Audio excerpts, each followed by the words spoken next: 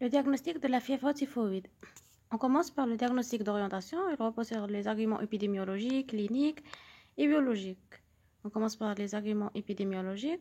Il repose sur la notion de séjour en zone d'endémie ou d'épidémie et la recherche des cas similaires de fièvre typhoïde. Il faut chercher les cas similaires. Les arguments cliniques. Cliniquement, on a une fièvre d'installation progressive. Le pouls est dissocié de la fièvre. Le pouls ne s'accélère pas. C'est le pouls dissocié. Fosse iliaque droite cacouillon, splinomégalie, taches roses, lenticulaires qui sont inconstants mais pathognomoniques, typhose, cérébellite, épitaxis. Les arguments biologiques, on a l'anaphèse, le chronotropinie, VS peu élevé, les cytolyses hépatiques peu élevées. C'est le diagnostic d'orientation.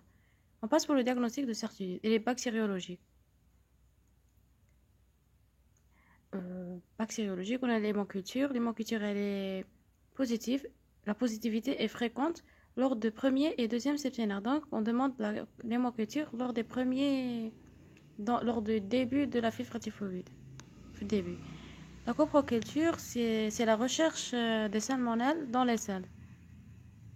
Donc, si l'élimination des salmonelles reste positive, on trouve les salmonelles après l'arrêt de traitement, après un traitement. Ça signe un portage biliaire ou intestinal chronique. La coproculture, en fin de traitement, elle est un bon moyen de s'assurer que le malade n'est pas devenu porteur chronique. Et la sérologie, c'est sérodiagnostic de Vidal et Félix. Par la recherche des agglutinines O et les agglutinines H, on a dit que la structure bactérienne des salmonelles contient les antigènes flagellaires O et H. Les agglutinines O font apparaître dès le 8e jour et les agglutinines H dès le 12e jour. Et le seuil de positivité si les anti-O sont supérieurs à 1 sur 100 et les anti-H supérieurs à 1 sur 200.